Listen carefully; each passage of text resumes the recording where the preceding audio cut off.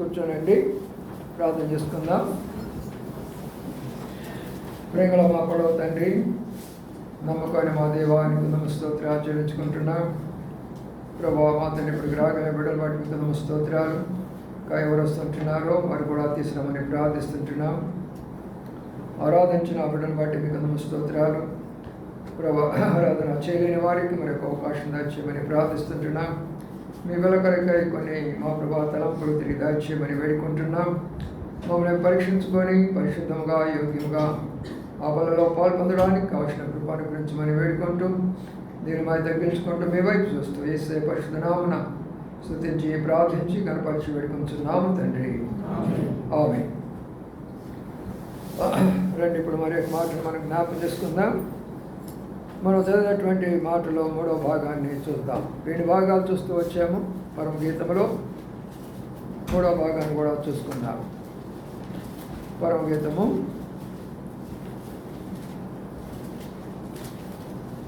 2వ అధ్యాయం, పరమగీతము 2వ అధ్యాయము 3వ మాట 4వ వచనాన్ని చదువుకుందాం. అతడు నన్ను విందుశాలకు తొడుకొని పోయాను, నా మీద ప్రేమను దొరికిగా ఎత్తెను. చాలు లేఖన భాగాన్ని ప్రభాషలోంచి దీవించుగాక. అతడు నన్ను విందుశాలకు తోడుకొని పోయాను. కాబట్టి ఎవరు విందుశాలకు తోడుకొని పోతాడు చెప్పండి? ఎవరు విందుశాలకు తోడుకొని పోయారు అని అన్నాడు. విందుశాలకి మనందరం మనం పోవడం వేరు, మనం తోడుకొని పోవడం వేరు. విందుశాలకు మనందరం మనం పోవడము, మనం తోడుకొని పోవడం. ఇక్కడ 2 ఆత్మీయమైనటువంటి అర్థాలు ఉంటే అర్థం చేసుకోరండి. ఇక్కడికి వచ్చిన వాళ్ళు మీ అంతా మీరు వచ్చారా, మిమ్మల్ని ఎవరైనా తీసుకొని వచ్చారా? అది అక్కడ ఉన్నటువంటి గొప్ప రహస్యం. అది దాని అర్థం ఏంటంటే, నామకార్థమైనటువంటి క్రైస్తవులందరూ కూడా ఈరోజు ఆదివారం కాబట్టి నేను వెళ్ళాలా, నేను వెళితే నాకేదో దేవుడు ఆశీర్వదిస్తాడు, వెళ్ళపోతే ఏదో జరుగుతుంది అనే భయంతో వస్తారు. అది వాళ్ళంతా వాళ్ళు వచ్చాయి. తోడుకొని రావడం అంటే అర్థం తెలిసిన దేవుని ఆత్మ ప్రేరేపణ. దేవుని ఆత్మ ప్రేరేపిస్తూ ఉంటుంది. లే త్వరగా, సిద్ధపడు త్వరగా, ప్రార్థన చేసుకో, బైబిల్ చదువుకో త్వరగా, బిడ్డలను సిద్ధపరచుకో త్వరగా, కలిసిపోదాం మనము, నేను నీతో కూడా వస్తానని ప్రభువు తీసుకొచ్చేది దాని యొక్క లోతైనటువంటి అనుభవం. రండి, అక్కడే సామెతల గ్రంథంలో మాట చదువుకుందాం. సామెతల పుస్తకంలో ఆ మాట యొక్క అర్థాన్ని మనం ఇప్పుడు చూసుకుంటున్నాము. జాగ్రత్తగా గమనిస్తురండి. సామెతలు మరి 31వ అధ్యాయంలో ఒక మాటను మనం జ్ఞాపకం చేసుకుందాం. నా అంతటి నేనే వస్తున్నానా లేక దేవుని ఆత్మ వస్తుందో ఇక్కడ మనం చూద్దాము. ఆ మాటను చూద్దాం. 15వ వచనం అంటున్నాడు, ఆమె చీకటితోనే లేచి తన ఇంటి వారికి భోజనము సిద్ధపరచును. ఆమె అంటే ఎవరు? గుణవతి అయినటువంటి భార్య, సంఘం. కాబట్టి ఇప్పుడు ఆయన నన్ను ఇందుశాలకు తోడుకొని పోవాలి అంటే ఎక్కడో ఉన్నటువంటి నిన్ను విందుశాలకు నడిపించాలి. బాగా అర్థం చేసుకొని ప్రతి ఒక్కరు కూడా 2 రకాల క్రైస్తవులు ఉంటారు. ఒకరేమో ఒక ఆచారంగా నేను వెళ్ళాలా, నేను వెళ్ళకపోతే ఏమవుతుందో, నేను వెళ్ళకపోతే ఏదైనా నష్టం జరుగుతుందేమో, ఒక భయంతో వచ్చేటటువంటి వాళ్ళు కొంతమంది. కొంతమంది నేను క్రైస్తవుడు కాబట్టి నేను వెళ్ళక తప్పదు కదా, నా యొక్క పద్ధతి ప్రకారం నేను చేయాలనేది మరొకటి.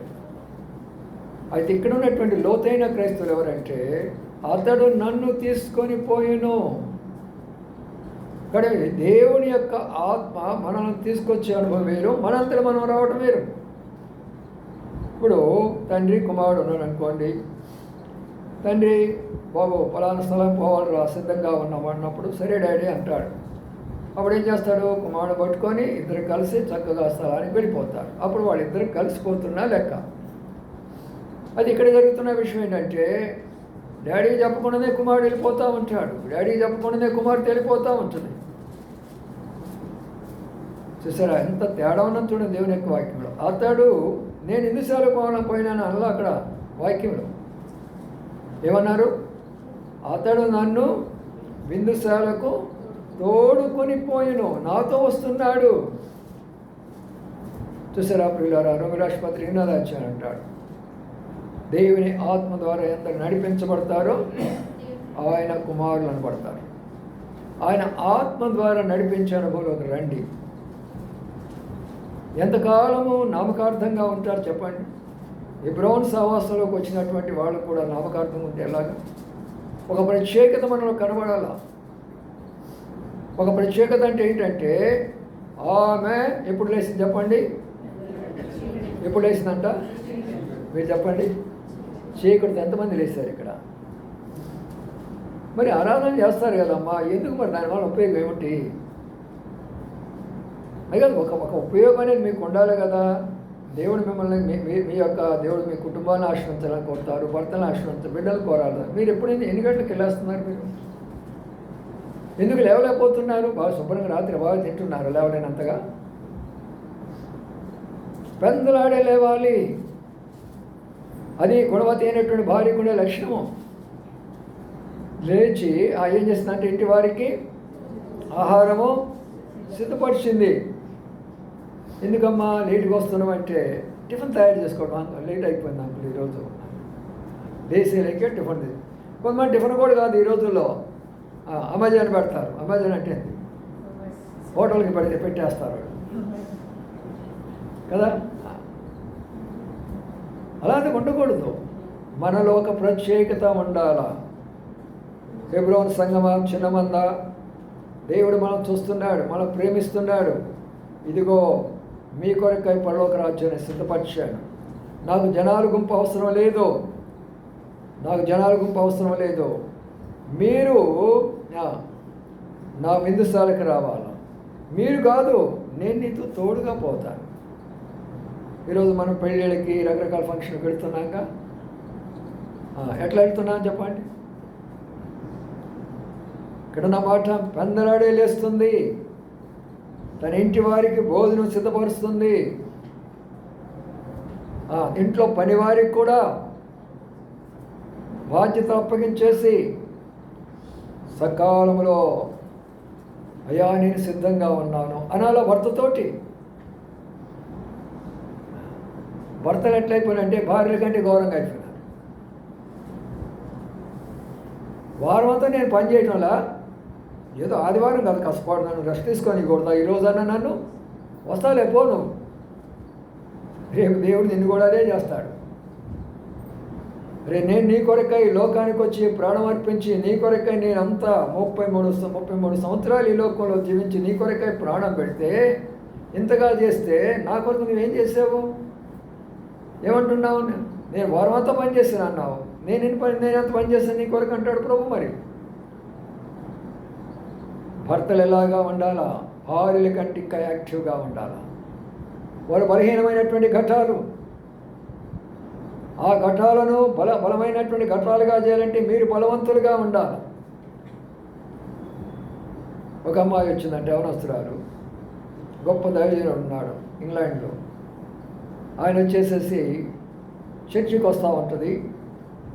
వచ్చి ఒక రోజు వచ్చి ఒక మాట అడిగాడట, పాస్టర్ గారు నేను ఒక అబ్బాయిని పెళ్లి చేసుకోవాలనుకుంటున్నాను అన్నట్టు. ఎవరు నువ్వు చేసుకోవాలనుకుంటున్నావు అంటే, ఆ అబ్బాయి దేవుడు నమ్ముకోలేదు, ఆయన అబ్బాయి చాలా మంచివాడు, మంచి అలవాట్లు గలవాడు, ఆ అబ్బాయి నేను చేసుకోవాలనుకుంటున్నాను, మాకు తెలిసినటువంటి వాళ్ళు, తర్వాత దేవుడు నమ్ముకుంటాడు, మరి మీరేమంటారు అన్నట్ట. అప్పుడు ఆయన ఒక మాట చెప్పాడంట, ఇప్పుడు నువ్వేం చేస్తావంటే టేబుల్ ఎక్కువ, ఏమక్కల టేబుల్ ఎక్కువ నువ్వు. ఆయన ఎక్కడ ఉంటాడు? కింద ఉంటాడు. నువ్వేం చేయాలి? ఆయన్ని పైకి లాగాలి. ఆయన ఆయన ఏం చేయాలి? నిన్ను కిందకి లాగాలి. ఎవరు లాగుతారు చెప్పు అన్నాడు. అర్థం చెప్పింది మీకు? అర్థం కాదా? టేబుల్ ఎక్కేది అమ్మాయి, ఆమె అబ్బాయి కింద ఉన్నాడు, పైకి లాగాలి. అబ్బాయిని లాగలరా? ఒక గుంజు గుంజాడంటే కింద పడుతుంది, ఇంకేమిరా. చూసారా? అందుకనే చాలామంది మారు మనసు లేనటువంటి భర్తలను చేసుకొని జీవితం అంతా కూడా నామకార్థమైన జీవితము, మారు మనసు లేనటువంటి జీవితము, ఏమాత్రం కూడా శాంతి సమాధానం లేనటువంటి జీవితాలు. అప్పుడు చంపలేసుకుంది, పాస్టర్ గారు క్షమించు నన్ను. ఎందుకమ్మా అంటే, ఆయన నేను లాగలేను, నన్నే లాగేస్తాడు ఆయన. ఎప్పుడైనా వివాహాలు మనం చేసుకోవాలనుకున్నప్పుడు మారు మనసు పొందిన వాళ్ళని చేసుకోండి, కానీ మారు మనసు పొందిన వాళ్ళని చేసుకోవద్దు. వాడు ఎవరైనా సరే చేసుకున్న తర్వాత నువ్వు లాగాలంటే నీ వల్ల కాదు. సంవత్సరాలు గడిచిపోతున్నాయి, ఒక్కొక్కరు భర్తలు మారుతున్నారా? ఎందుకు మారరు? వాడి దగ్గర ఉన్న శక్తి నీ దగ్గర లేదు. స్త్రీలు బలహీనమైనటువంటి ఘటాలు వాళ్ళ దగ్గర ఏ శక్తి ఉంటుంది? ఒక శక్తి ఉంటుంది. వాళ్ళు నోరెత్తారంటే ఇక్కడి నుంచి పోతుంది అక్కడ దాకా, మైక్ కూడా అవసరం లేదు వాళ్ళకి, అంత శక్తి ఇచ్చాడు దేవుడు. నోరెత్తారంటే చాలు, శక్తి ఇక్కడి నుంచి అక్కడ దాకా వెళ్ళిపోతుంది. ఆ యొక్క స్వరం ప్రక్కన అన్ని ఇళ్లలోకి వెళ్ళిపోతూ ఉంటుంది. ఏ విందుశాలకు మనం వెళ్ళాలి? ఆ విందుశాలకు వెళ్ళే వాళ్ళు ఎవరు తీసుకొని వెళుతున్నారు అక్కడ? అతడు నన్ను తోడుకొని పోతున్నాడు. ఎవరు తోడుకొని పోతున్నారు? నన్ను ప్రేమించినటువంటి ఆయన, నాకు నీడనిచ్చినటువంటి ఆయన, నాకు ఫలం ఇచ్చినటువంటి ఆయన, నా కొరకై ఎండలో ఎండి భయంకరమైన తుఫాన్లు ఎదుర్కొని, వర్షాన్ని ఎదుర్కొని, అనేకమైనటువంటి యొక్క రకరకాలైనటువంటి యొక్క పరిస్థితులు ఎదుర్కొని నాకు నీడనిచ్చినటువంటి ఆయన నన్ను తోడుకొని పోతున్నాడు. ఈ రోజున ఎండిపోయిన నా జీవితాన్ని ఫలభరితంగా చేయడానికి కొరకై నాకు ఫలాలు ఇచ్చేసేసి ఆయనను తోడుకొని పోతున్నాడు. 8 నిమిషాలకు నన్ను చెప్పగలమా? ఉదయాన్నే లేవడం నేర్చుకోండి. తలుపు అంటే ఎక్కడ తిరుగుతా చెప్పండి? తలుపు ఎక్కడ తిరుగుతుంది? సామెతల్లో ఉంది. ఎక్కడ? గడియ మీద తిరుగుతూ ఉంటుందంట. అక్కడ ఊస ఏదో అంటారు, దాని మీద ఊత మీద తిరుగుతూ ఉంటుందంట తలుపు. సోమరోడు దేని మీద తిరుగుతూ ఉంటుంది చెప్పండి? పడక మీద తిరుగుతూ ఉంటారు. పడక మీద ఏం చేస్తూ ఉంటారు సోమరోళ్ళు? కాసేపు పడుకుంటానులే, కొంచెం పర్వాలేదులే. సోమారివాడా, సీమలను చూసుకొని బుద్ధి నేర్చుకోరా అంటారు. చూడండి, అదే సామెతల గ్రంథంలో చూడండి ఏముందో ఇక్కడ. 30 అధ్యాయం 20 వచ్చిన చదవండి ఒకరు. చీమలు బలములేని జీవులు ఆయనను వేస్తూ తమ ఆహారమును సిద్ధపరచుకొనును. చీమలంట ఎంతంట? బలమైనటువంటివా? చీమలు బలమైనటువంటివా బలహీనమైనటువంటివా? చెప్పండి. బలహీనమైనటువంటి చీమలు. బలహీనమైనటువంటి చీమలు ఇక్కడ మనం గమనించినట్లయితే ఏమంటున్నాయి చెప్పండి? వేసవిలో తమ ఆహారాన్ని సిద్ధపరుచుకుంటున్నాయి. ఒకసారి ఆలోచన చేయండి, ఎందుకు ఈ మాట చెప్పబడుతూ వస్తుంది? ఎక్కడ తిరుగుతున్నాము? తలుపు దాకా ఊత మీద తిరుగుతున్నావా? సోమరులాగా పడక మీద తిరుగుతున్నారా? చీమను చూసి జ్ఞానం తెచ్చుకుంటున్నారా? ఎప్పుడు లేస్తుందంట చెప్పాను ఆమె? ఎన్ని గంటలు లేస్తుందమ్మా? చీకటితో లేచి ఏం చేసింది? తన ఇంటి వారి కొరకు ఏం చేసింది? ఆహారం సిద్ధపరిచింది. అంటే దాని అర్థమైంది, బిడ్డలను భర్తను సిద్ధపరిచింది. మరి మీ దగ్గర ఉన్నది ఆ శక్తి? ఉందా? ఆ దగ్గర శక్తి ఎందుకు లేదు? గుణవతి అయితే కదా. గుణవతి అంటే ఏంటి దాని అర్థం? ఇదే దాని అర్థం. నా గుణం ఏంటి? అతడు నన్ను తోడుకొని పోవాలి. నేను పోవటం కాదు, నా తండ్రి నా ప్రభు నన్ను తోడుకొని దేవుని యొక్క ఇంటికి వెళ్ళాలి. నేను ఎంత లోతైన మాట ఉందో చూసారా? మనంతా మనం వచ్చే విధానము 90% సంఘాల్లో నేను వెళ్ళాలా, మందిరం నేను వెళ్ళాలా, నేను ఆ పని చేయాలా, నేను ఈ పని చేయాలా, లేకపోతే నేను పాటలు పాడాలా, నేను వాక్యం చెప్పాలా, నేను అనేది వేరు. దానికంటే ఎక్కువగా ఆయనతో నేను వెళ్ళాలా. ఒకసారి భక్సింగ్ గారు ఏం చేశారంటే ఒక మీటింగ్ పెట్టేశారు. చాలామంది వచ్చి కూర్చున్నారు, పాట పాడుతూనే ఉన్నారు. భక్సింగ్ గారు లోన రూమ్లో ప్రార్థన చేసుకుంటున్నప్పుడు బ్రదర్ వచ్చారు. అన్నా, మందిరం అంతా నిండిపోయిందన్నా, ఇంకా మీ కొరకు ఎదురు చూస్తుందరా అన్న అని అన్నాడు. భక్సింగ్ గారు ఏమన్నాడంటే, ప్రభు నాతో రావటం లేదు అని అన్నాడు. అసలు మీరు నమ్ముతారా ఇలాంటి ఒక అనుభవాలు? ఆయన ప్రార్థన చేస్తుంటే ప్రభు నాతో ఇంకా రావటం లేదు అని అన్నాడు. ప్రభు రాకపోయినప్పుడు నేను చేంజ్ ఏముంటూ అక్కడ నేను. వాళ్ళు ఆశ్చర్యపోయినారు. ప్రభు అందరూ వచ్చారట అంటే ఇప్పుడు భక్సింగ్ గారికి ఆయనలో ఉన్నటువంటి ఒక పొరపాటు బలహీనతను దేవుడు చూపించాడట.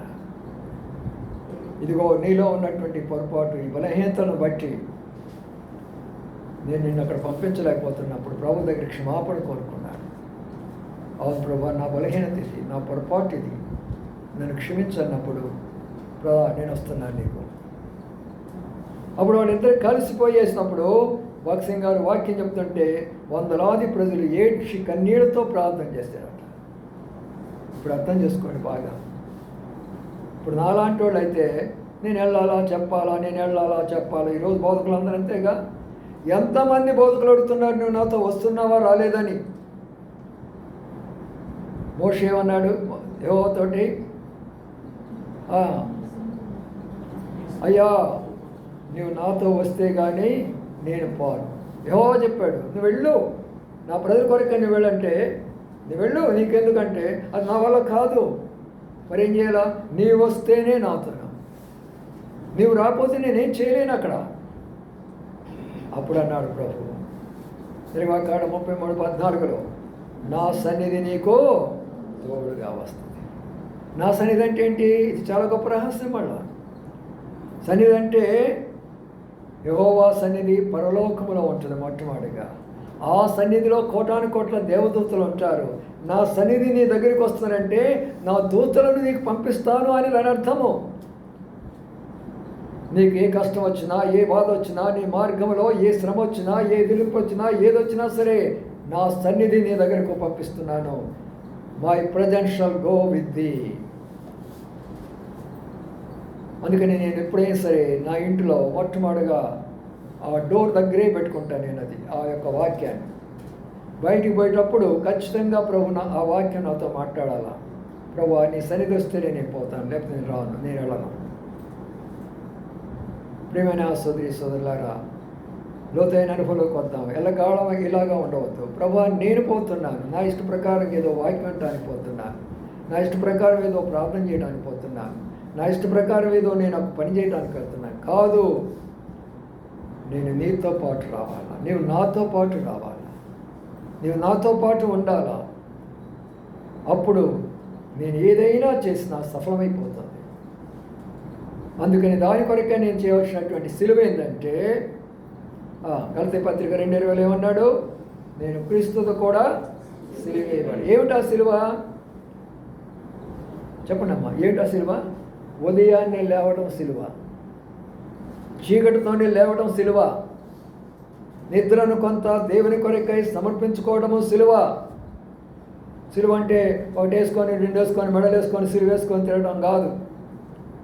అందుకని నేను మా అమ్మాయి దగ్గరికి పోయినప్పుడు అక్కడ వాళ్ళు సిస్టర్స్ కొంతమంది ఉన్నప్పుడు వాళ్ళతో చెప్తే మాట చెప్పాను, అమ్మ సిలువ అంటే ఇది కాదు, మెడలేసుకొని తిరిగితే సిలువ కాదమ్మా, ప్రభు కొరకై మనం అనేకమైనటువంటి హింసలు, నిందలు, అవమానాలు అనేకమైన పొందాలా, అప్పుడే మనం సిలువ అవుతుందని చెప్తూ వచ్చాను రోమన్ క్యాథలిక్ సిస్టర్స్కి. సిలువ అంటే అర్థం ఏంటంటే, ప్రభా ఈ రోజున నేను త్వరగా లేస్తాను, నా నిద్రను కొంత నీ కొరకై సమర్పించు. మొదటి ఆరాధన అయిపోయింది నీకు అక్కడ. ఏడుకొచ్చి నోటితోటి 4 మాటలు చెప్పడం కాదు, నీ మొదటి ఆరాధన అక్కడే స్టార్ట్ అయిపోయింది. ప్రభా నేను అర్పించినటువంటి నా సమయాన్ని నీకు అర్పించేశాను, నా సమయాన్ని కల్పించాడు దేవుడు. అక్కడే నీకు ఆశీర్వాదం స్టార్ట్ చేస్తాడు, అక్కడే నీకు బలం ఇస్తాడు, అక్కడే నీకు శక్తినిస్తాడు. అందుకని రెండవదిగా కుటుంబ సభ్యులను తయారు చేస్తున్నది, తన వారి కొరక సిద్ధపరుస్తున్నది ఆహారము. ఆహారం ఎందుకు సిద్ధపరచాలంటే వారిని బలపరచాలా. అనగా వచ్చేటప్పుడు మన బిడ్డలు బలహీనమైపోతారు, భార్య బలహీనమైపోతుంది, భర్త బలహీనమైపోతారు. వారు బలపరిచే రీతి యొక్క బాధ్యత మన మీద ఉన్నది. అయ్యా ఎందుకు నువ్వు బలహీనమైపోతున్నావు? ఇదిగో నేను నీకు ఆహారం తీసుకొచ్చాను, 2 ఇడ్లీ తీసుకొచ్చాను, 2 పూరి తీసుకొచ్చాను, 4 దోశలు తీసుకొచ్చాను అంటావే. అలాగే ఆత్మీయమైనటువంటి రీతిగా వాళ్ళని బలపరచలేవా?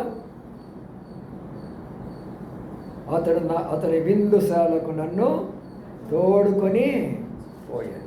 ఏ విందుశాలకు తోడుకొని పోతున్నాడు చెప్పండి?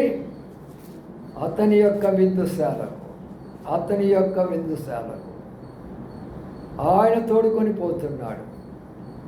దాని కొరకై మనం ఉదయాన్నే లేచి సిద్ధపడి మన కుటుంబాలుగా సిద్ధపడి వచ్చినప్పుడు దేవుడు ఆ కుటుంబాల కొరకై ఆయన కూడా అలాగనే ఆశీర్వాదం ఇస్తాడు. చూసారా, ఇక్కడ ఈ మాట అంటలో అర్థమేంటి తెలిసిన? అతని విందుశాల అని అంటంలో అర్థం ఏంటంటే, అతని విందుశాల కానటువంటివి లోకంలో చాలా ఉన్నాయి. అతని విందుశాల కానటువంటి విందుశాలలో రాజకీయ నాయకుల్లో ఎంతోమంది విందుశాలలు ఉన్నాయి, మత సంబంధమైనటువంటి విందుశాలలు ఎన్నో ఉన్నాయి, ఫంక్షన్తో కూడిన విందుశాలలు ఎన్నో ఉన్నాయి, రకరకాలైనటువంటి విందుశాలలో ఉన్నాయి. కానీ ఆ ఆ యొక్క శాలలో ప్రభు ఉంటాడు. అతని విందుశాలలోనే ప్రభు ఉంటాడు. మనం ఏ యొక్క విందుశాలలోకి వెళుతుంటున్నాం చూద్దానండి. అనేకమని ఉన్నాయి, కానీ 1-2 మాత్రం చూసేసి ప్రార్థన చేసుకుందాం. ఇక్కడ ఒక మొదటి యొక్క విందుశాలను చూసుకుందాము. దానియేలు గ్రంథం, దానియేలు గ్రంథంలో ఒక మాటను మనం గమనించుకుంటే అక్కడ ఒక విందుశాలం గురించి ప్రభు మనకు జ్ఞాపకం చేస్తుంటున్నాడు. ఇక్కడ మాటను మనం జ్ఞాపకం చేసుకుందాం. దానియేలు గ్రంథము 5వ అధ్యాయం, దానియేలు గ్రంథము 5వ అధ్యాయము ఒక సహోదరు చదవండి. 1వ వచనం.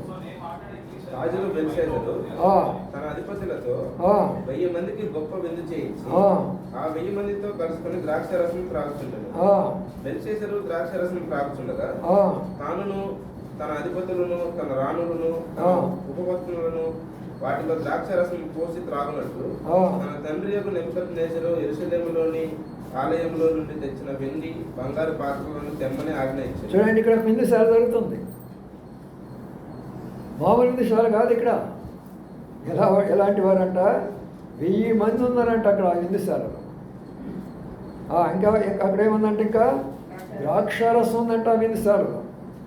ఇంకా ఏముందంటే అక్కడ రాణులు, అధిపతులు, ఉపపత్నులు, ఇక చూడు వాళ్ళందరి దగ్గర బ్రహ్మాండమైనటువంటి విందుశాల జరుగుతుంది అక్కడ.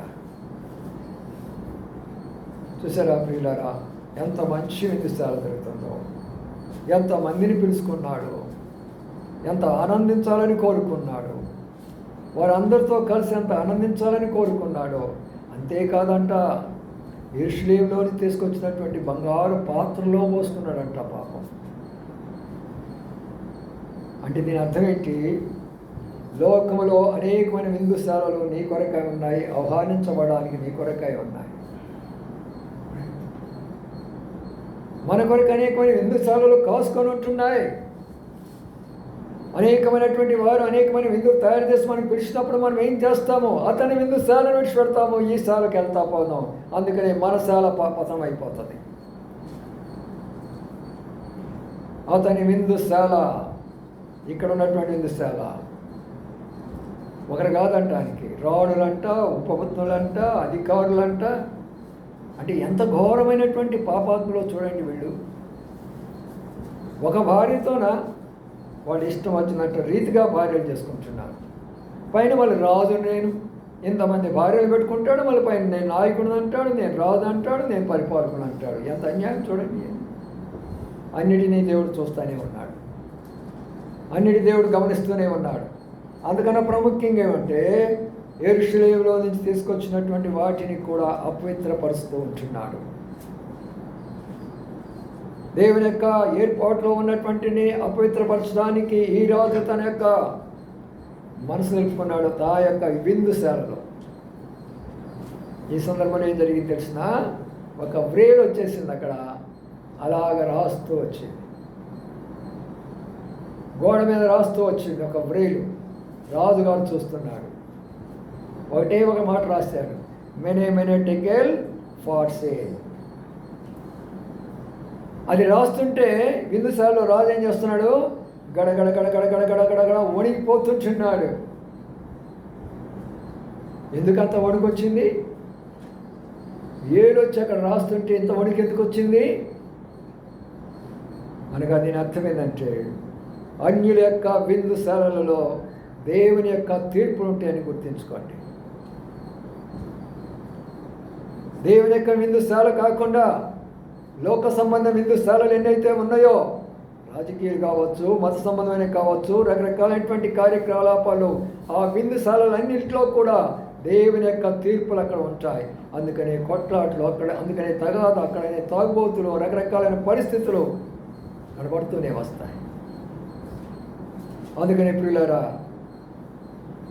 ఏమైపోయింది, ఆ విందుశాలకి వచ్చాడు కానీ విందుశాలలో ఒకరు కూడా ఆయన భయాన్ని పోగొట్టలేకపోయినారు. ఆ విందుశాల కొరకై ఆహ్వానించబడ్డాడు దానియేలు. దానియేలు, ఏంటయ్యా ఈ యొక్క భావము, నీకు నేను చాలా ఇస్తాను, ఎంత కావాలో బంగారము, ఎంత కావాలో నీకు ఎంతో నేను ఇస్తాను, నాకు దీని అర్థం చెప్పమని అన్నాడు. యవనస్తుడు ఏమన్నాడు, నీ వెండి బంగారాలు నాకు అవసరం లేదు, నీ ఆస్తులు నాకు అవసరం లేదు, దేవుడు నాకేం చెప్పాడు అదే నీకు చెప్తాను. మెనే టేకెల్ ఫార్ సేల్ అంటే ఏంటి, ఆయన నిన్ను త్రాసులో పెట్టి తూచివేశాడు, నువ్వు ఎలాగున్నావు, ఇప్పుడు తగ్గిపోయినావు. ఆయన త్రాసులో పెట్టాడు, నేను తోస్తున్నాడు. రాజా నీవు అనుకుంటున్నావు, నేను ఒక రాజును అనుకుంటున్నావు, నా దగ్గర అధిపతులు ఉన్నారనుకుంటున్నావు, ఉపపత్తులు ఉన్నారనుకుంటున్నావు, నా దగ్గర చాలా గొప్పవారు ఉన్నారనుకుంటున్నావు, నాకేం తక్కువ లేదని విరవేలుతున్నావేమో. దేవుడు నిన్ను తోస్తూ ఉన్నాడు, జాగ్రత్త సుమా. అయిపోయింది, గడగడ గడగడ గడగడ గడగడ ఉడికిపోతున్నాడు. ఎందుకు చెప్తున్నాను, అతడు తన విందుశాలకు తోడుకొని పోతే ఇక్కడ ఇలాగా ఉండదు. లోకస్తుల యొక్క విందుశాలలో అలాగా ఉంటాయి. దేవుని యొక్క వాక్యము ప్రకారంగా అతను రాజు అయినప్పటికీ దేవుడు తోస్తాడు ఒక వ్యక్తిని, మనందరినీ తోస్తాడు, తక్కెట్లో పెట్టి తోస్తాడు. చూసారా, అందుకనే మన వాళ్ళు ప్రతిదానికి ఒక కథ కల్పిస్తూ ఉంటారు. మనవాళ్ళు పండితులు గొప్పవాళ్ళు కదా, రాసులో పెట్టారంట, ఎవరిని తెలుసు కదా మీకు, కృష్ణుడి యొక్క భార్యను పెట్టారట. ఆయన పై కూర్చొని ఈమె ఎన్నో చేస్తున్నా కూడా తోగటం లేదట. విందు అనగా తూకే ఆ తక్కడి పెట్టేస్తే ఎలాగా ఉంటాం మనం? ఆయన నిన్ను తోస్తే ఈ రోజున ఎలాగుంటావు? మనందరిని ఒక్కొక్కరిని తోసాడనుకో, ఒక్కొక్కరిని పెట్టేశాడనుకో, ఆయన యొక్క తూకంలో నిలబడతామా కదా? అందుకనే జాగ్రత్త. He will measure every one of us. మనందరికి కూడా ఆయన తోస్తాడు. నువ్వు తక్కువగా కనబడ్డావా, మెనే టేకెల్ ఫార్ సేల్, అదే నీకు దొరుకుతుంది. ప్రభా, నన్ను చూసినప్పుడు నేను ఎంత ఉంటానయ్యా, నువ్వు నన్ను చూసినప్పుడు నేను ఎలాగా ఉండాలయ్యా, నువ్వు నన్ను చూసినప్పుడు నా బిడ్డలు ఎలాగ ఉండాలయ్యా. పోయేవారిగా ఉండకూడదు. అందుకనే ప్రియులారా, ఇలాంటి యొక్క విందుశాలలో సంతోషం లేదు, సమాధానం లేదు, భయము, ఆందోళన, కలవరం వచ్చేసింది. అందరూ కూడా భయం ఏర్పడిపోయింది. చూసారా, అతడు ఆయన విందుశాలకు తోడుకొని పోయాడు. ఆయన తోడుకొని పోవాలి. ఆయన తోడుకొని పోతే తోడుకొని పోయిన ఆయన ఎవరు? ఇప్పుడు ఎవరు చెప్పండి? ఎవరు తోడుకొని పోయినాడు? దానియేలు తోడుకొని పోయినాడు. దానియేలు లోక సంబంధమైనటువంటి విందుశాలకు వెళ్తే శుభ్రంగా దొరికిందిలే, మటన్ దొరికింది, చికెన్ దొరికింది, అది దొరికింది, ఇది దొరికిందని కడుపు నిండా తినవద్దామని అనుకోవాలా. ఏమన్నాడు? రాజా, నీ బహుమానాన్ని నీ దగ్గర ఉంచుకో, నీ విందులు నాకు అవసరం లేదు, నీ నాకేది అవసరం లేదు, దేవుడు నాకేం చెప్పాడని నీకు చెప్తానని చెప్పాడు. వెళ్ళాడు, అక్కడ పరిస్థితిని మార్చి వేసేసేసాడు. నా ప్రియమైన సోదరి సోదరులారా, మనము ఎక్కడైనా అడుగు పెడితే మన ప్రభావం అక్కడ ఉండాలి, కానీ ఆ ప్రభావం మన మీద ఉండకూడదు. అదే నిజమైన క్రైస్తత్వం అంటే. నువ్వు ఏ ఇంటిలో అడుగు పెట్టేవో నీ శక్తి వాళ్ళ మీద పడాలి, కానీ వాళ్ళ శక్తి నీ మీద పడకూడదు. ఈ రోజుల్లో మన దౌర్భాగ్యం అది. వెళతాము, వాళ్ళ శక్తి మన మీదకి వస్తుంది. మనం మారిపోగా మనల్ని వారు మార్చేస్తూ ఉంటున్నారు. అందుకని ఈ విషయాల్లో మనం చాలా జాగ్రత్తగా అర్థం చేసుకోవాలి. విందుశాలకు మనం నడిపించినటువంటి ఆయన, విందుశాలకు మనం వెళ్ళినటువంటి ఆయన ఏమైపోతుంది? అక్కడ పరిస్థితి అంతా మార్చివేసేసాడు. దానియేలు వెళ్ళడం ద్వారా అందరికీ అక్కడ భయం తొలగిపోయింది, ఆందోళన తొలగిపోయింది, దిగుడు తొలగిపోయింది, చింత తొలగిపోయింది. మరి మన పరిస్థితి ఏంటి? మరి వెళ్ళినటువంటి స్థలంలో ఎలాగా ఉంటున్నది? ఒక స్థలంలో ఒకరు వెళ్ళేసి అడిగినారంట, అయ్యా ఈ గ్రామంలో ఒక్క మరి సారాయి కొట్టు కూడా కనబడటం లేదే, ఒక బ్రాందీ కొట్టు కూడా కనబడటం లేదే, ఈ టౌన్లో ఒక సినిమా హాల్ కూడా కనబడటం లేదే, ఈ ప్రాంతంలో మరి ఇలాంటి ఏమీ కనబడటం లేదే, తాగాలని అనుకున్నామయ్యా, కొంచెం అన్న ఎక్కడైనా ఉందో ఒక షాప్ చెప్పయ్యా అన్నాడంట. ఆ ఊరిలో పెద్ద ఆయన వచ్చిన ఆయన చెప్పిన మాట ఏం తెలిసిన, ఈ ఊరిలో ఒక దైవ సేవకుడు ఉన్నాడు. ఆయన అడుగుపెట్టిన తర్వాత ఏమన్నీ మూసివేయబడ్డాయి? సారాయి కొట్లు, బ్రాందీ కొట్లు, విస్కీ కొట్లన్నీ కూడా మూసివేయబడ్డాయి. సినిమా హాళ్ళన్నీ కూడా మూసివేయబడ్డాయి. ఇప్పుడు అన్ని సినిమా హాళ్ళు ప్రార్థనా మందిరాలుగా మారిపోయినాయి. బ్రాందీ షాపులన్నీ కూడా మూతవేయబడ్డాయి, దేవుని యొక్క చర్చిలుగా మార్చబడ్డాయి. ఆయనే Charles Finny guarantee. Charles Finny guarantee ఇంగ్లాండ్లో గొప్ప దైవ సేవకుడు. ఆయన అడుగుపెట్టిన స్థలం ఎలాగా ఉంటుందంటే పరిస్థితి అంతా కూడా మార్చివేసినటువంటి పరిస్థితి. ఒక్క అడుగు పెడితే చాలు, ఆయన దేవుని యొక్క శక్తి కలిగినటువంటి ఆయన. దానియేలు అడుగు పెట్టాడు, పరిస్థితి అంతా మార్చాడు. మరి నీవు నేను ఈ విందుశాలలోకి వెళుతున్నాం. మనం ఒక వెళితే ఎలాగున్నాం మనం ఆ విందుశాలలో? ప్రియమైన సోదరులారా, అతడు తోడుకొని పోవాలా. నీ అంతటి నీవు రావటం కాదు. ప్రార్థన చేసుకో, ఇక మీదట మోషేలాగా ప్రార్థన చేసుకో. ప్రభువా, నీవు నాతో రావాలా, నేను ఆఫీసుకు పోయినా నాతో రావాలా, నువ్వు ఏ స్థలానికి వెళతావో ఆ స్థలానికి ప్రభువా నీవు నాతో రావాలా. నువ్వు ప్రార్థన చేసుకో, అప్పుడు నీకు ఒక అద్భుతం జరుగుతుంది. నీ యొక్క జీవితంలో ఎప్పుడు కూడా దుఃఖంగా తిరిగి రావు, బాధగా తిరిగి రావు, నిట్టూర్పుగా తిరిగి రావు, ఎలాగా తిరిగి రావు. రండి ఇంకొక మాట చూసుకొని ముగించుకుందాం. మత్తయి సువార్త 22వ అధ్యాయం. మత్తయి సువార్త 22వ అధ్యాయంలో మరొక మాట చూసుకొని మరొక కోడికను ముగించుకుందాం. మత్తయి సువార్త 22వ అధ్యాయము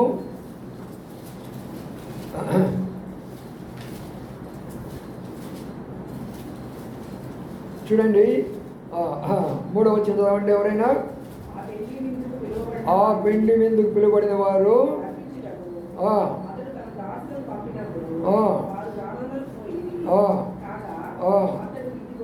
చాలు. 5వ వచనం చదవండి.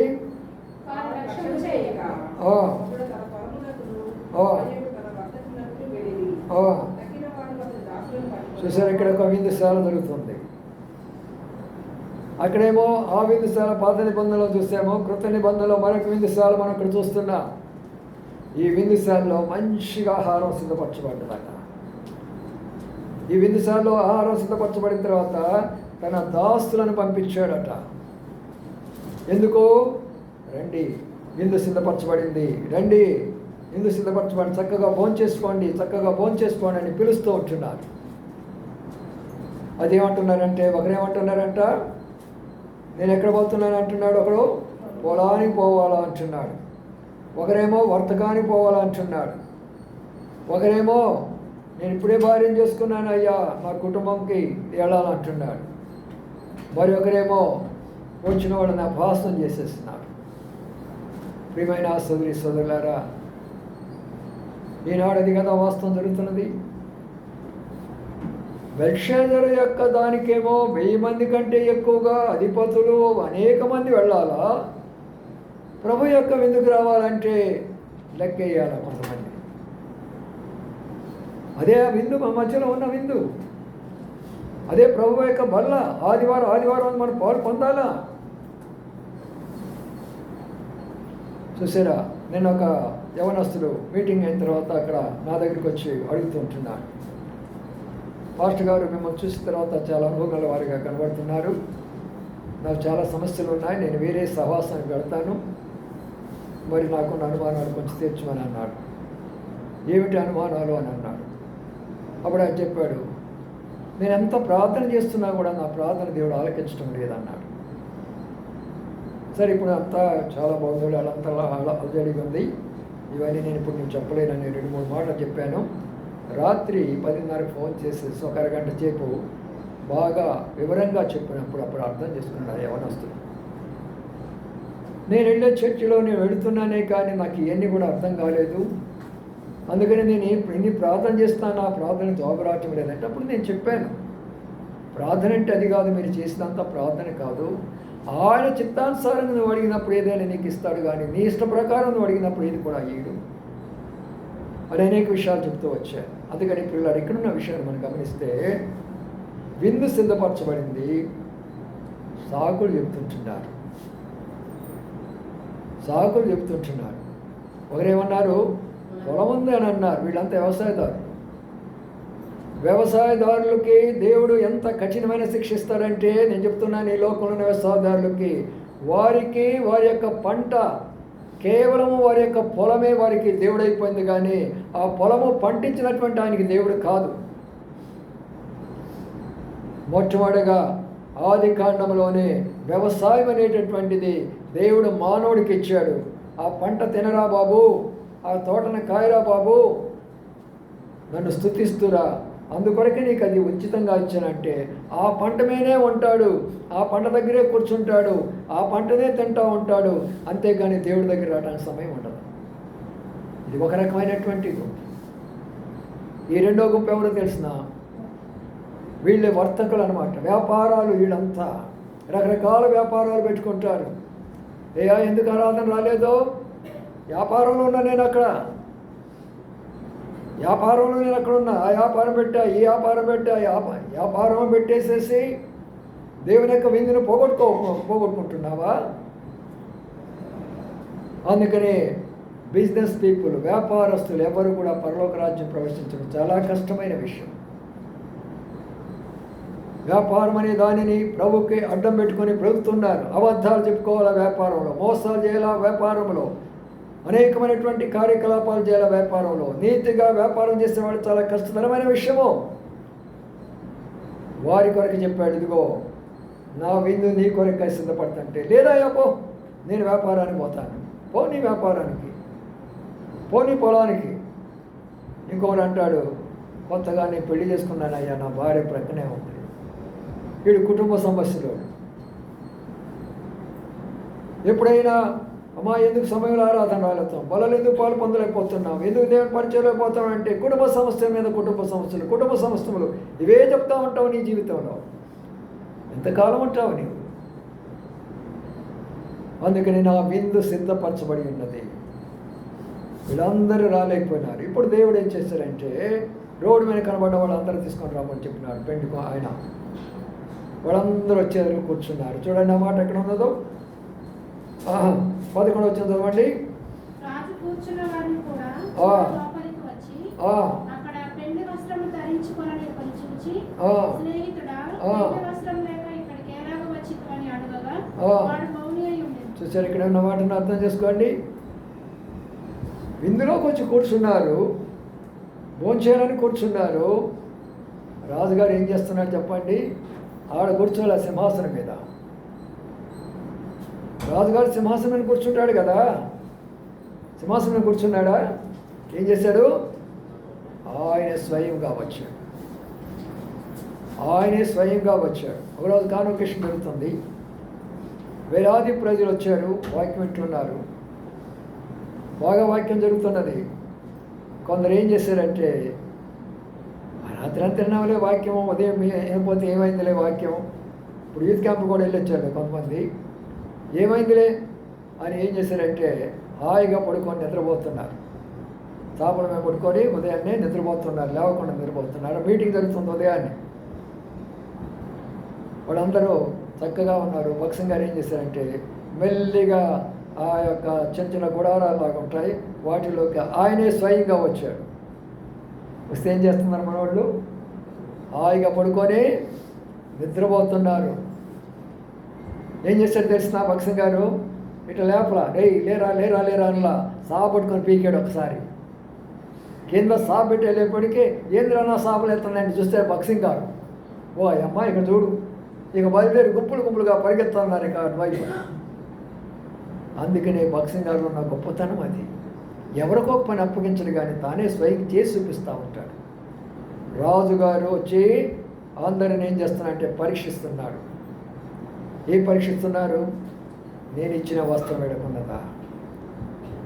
బలలో పాలు పొందుతున్నా సహోదరా సహోదరి, ప్రభు ఇచ్చిన రక్షణ వస్త్రం నీకున్నదా? ప్రభు ఇచ్చినటువంటి పరిశుద్ధమైన వస్త్రం నీకున్నదా? ప్రభు ఇచ్చినటువంటి నీతి వస్త్రం నీకున్నదా? ప్రభు ఇచ్చినటువంటి మహిమా వస్త్రం నీకున్నదా? ప్రభువులో పాలు పొందాలా? అతడు తన విందుశాలకు నన్ను నడిపించినాడు.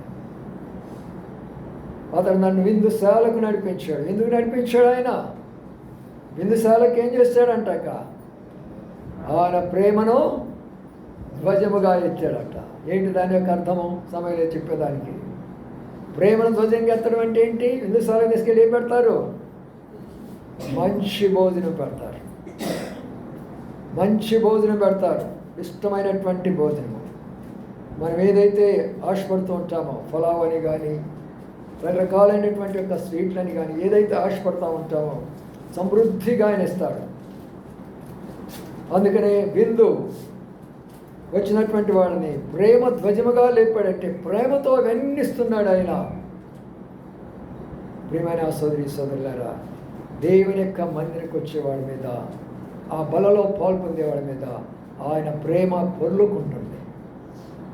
మీకు ఏది కావాలో, మీ కుటుంబాల్లో, మీ బిడ్డలకు, మనకు, మన యొక్క ఆత్మకు ఏమేమి కావాలో సమృద్ధిగా ఇచ్చేవాడుగా ఉంటాడు ఆయన.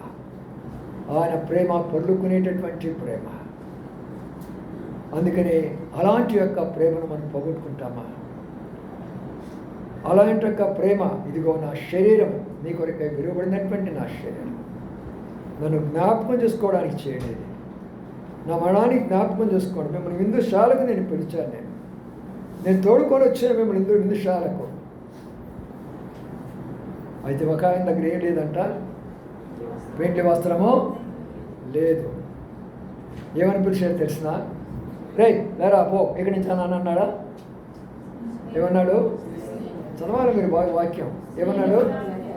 స్నేహితుడా అని దాని అర్థం ఏంటి అంటే, దాని అర్థం ఏంటి? స్నేహితుడు అంటే అర్థం ఏంటి? సహవాసంలో ఉన్నావు నీవు సహవాసంలో ఉన్నావు, నా స్నేహితుడివే. నేను నీకు స్నేహితుడిని, నీవు నాకు స్నేహితుడివి. ఇద్దరమే స్నేహితులమే. అందుకని స్నేహితుడా ఏం చేసావంట? ఏ వస్త్రం లేదు నీ దగ్గర? పెండ్లి వస్త్రం లేదు. నీ దగ్గర పెండ్లి వస్త్రం లేదు. నేనేం చేయలేను నీకు. అప్పుడు అక్కడ నా దాసును పిలిపించి ఇతను తీసుకొని చేతులు కట్టి కాళ్ళు కట్టి ఎక్కడ పడేయండి? చీకటిలో పడేయండి. ఎక్కడ పడేయాలా? చీకటిలో పడేయాలా. నరకంలో కాదు ప్రియులారా, అగ్నిగుండంలో కాదు. రకరకాల విషయాలు ఉంటాయి, మీరు అర్థం చేసుకోండి. చీకటిలో ఉండేవాళ్ళు వేరేగా ఉంటారు, అగ్నిగుండంలో వేరేగా ఉంటారు. చీకటిలో ఉండేవారు నామకార్థమైన క్రైస్తవులు, చీకటిలో ఉండేటటువంటి వారు నామకార్థమైన సేవకులు. వీళ్ళందరూ కూడా సేవకులే, విశ్వాసులే, కానీ వాళ్ళకి చీకటే ఉంటుంది. పోయినసారి కూడా చెప్పాను, తలాంతులు ఇచ్చినప్పుడు వాడుకున్న వారినేమో ప్రభు ఏం చేశాడు? అనేకమైన వాటికి ఇచ్చాడు. వాడుకున్న వాళ్ళని ఏం చేశాడు? చీకటిలోకి పంపించాడు. 3 భాగాలు ఉంటుంది పాతాళలోకం.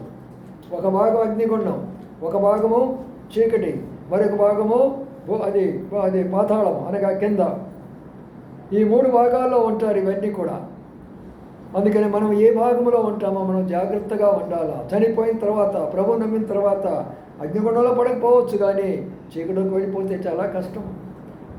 ఏమని తెలుసు? అక్కడ పండ్లు కొరుకుతాయో ఎంట్రుకలు పెరుగుతూ ఉంటుంది. అక్కడ పళ్ళు కొరుక్కుంటూ ఉంటారు, చీకటిలో కేకలేసుకుంటూ ఉంటారు. స్నేహితుడా, ఏం చేసినావు? వచ్చావు మంచిదే, పెండ్లికి విందులోకి వచ్చావు మంచిదే.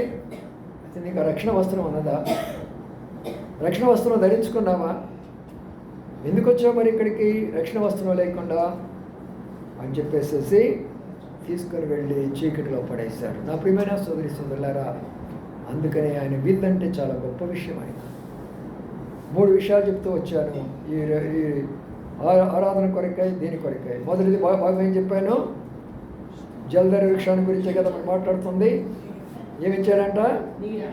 ఆయన నీడనిచ్చినటువంటి వాడికి ఉన్నాడు. రెండవది ఏమిచ్చాడు? ఆయన ఫలాలు ఇచ్చినటువంటి వాడికి ఉన్నాడు. మూడవది ఏమిచ్చాడు? ఆయన విందుశాలనిచ్చాడు. ఆ విందుశాలకు దేవుడు నిన్ను ఆహ్వానిస్తున్నాడు ఈ రోజున. ఇదిగో నాకు నీ కొరకైనా నా శరీరం నన్ను జ్ఞాపకం చేసుకోవడానికి తెచ్చాడని చెప్పాడు. ఆయన కొరకే మనం జ్ఞాపకం చేసుకుంటామా? సాధు సుందర్ సింగ్ గారు ఒకసారి హిమాలయ పర్వతాల్లో తిరుగుతూ ఉంటున్నప్పుడు ఆయన చెప్పులు లేవు.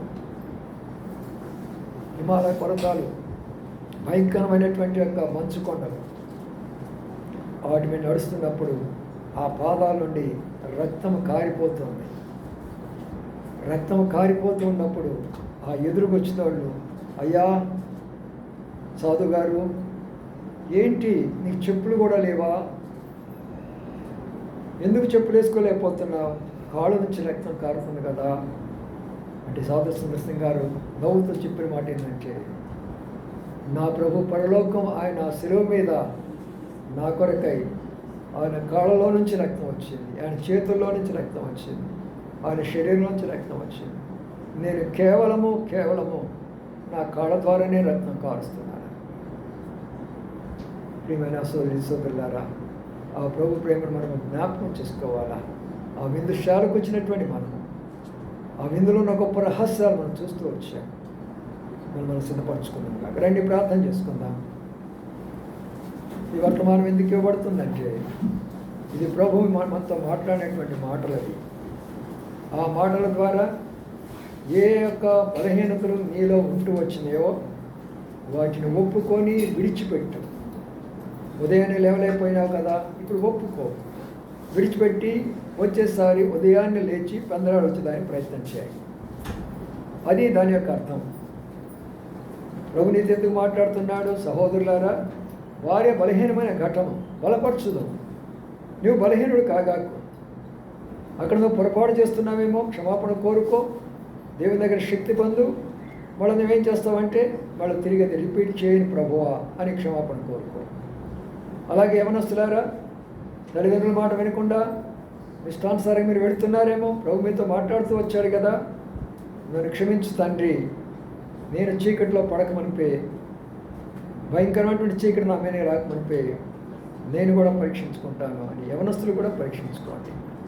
పరీక్షించుకునే సమయం ఇది. ఆయన రొట్టెని పట్టుకొని కృతజ్ఞతాస్తుతులు చెల్లించి, మనకి ఇస్తే నా శరీరం అన్నాడు. అప్పుడు మనం పరీక్షించుకుంటూ ఉండాలి.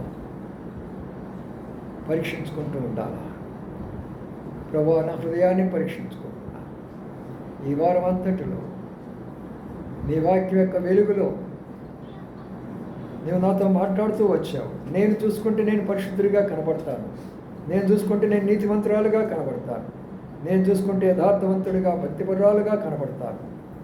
కాదు ప్రభా, నీ వెలుగులో నేను చూసుకుంటున్నాను. నా బలహీనతలన్నీ ఒప్పుకుంటున్నాను, నా పొరపాటులు ఒప్పుకుంటున్నాను. అయ్యా, లోక సంబంధమైన విందులకు వెళ్ళాను,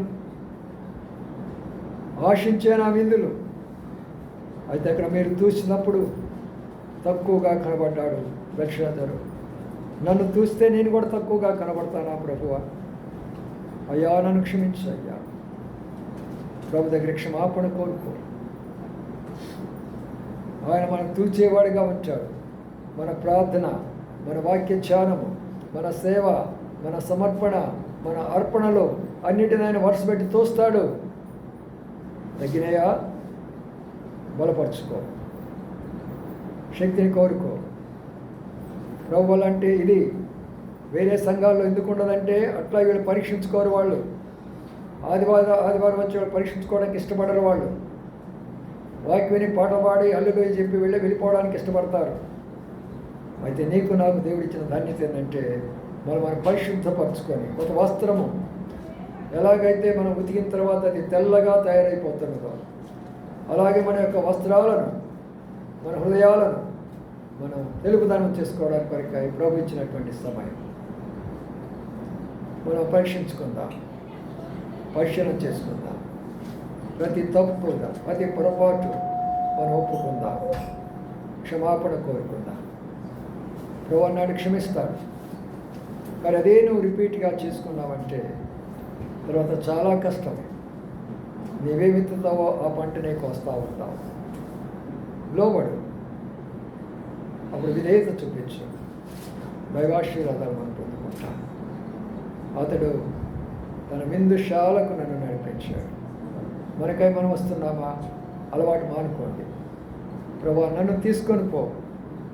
ప్రభు అంటాడు, నేను సిద్ధంగా ఉన్నాను. మనం పరీక్షించుకున్న యోగ్యంగా ప్రభువులలో పాల్పొందుతాం.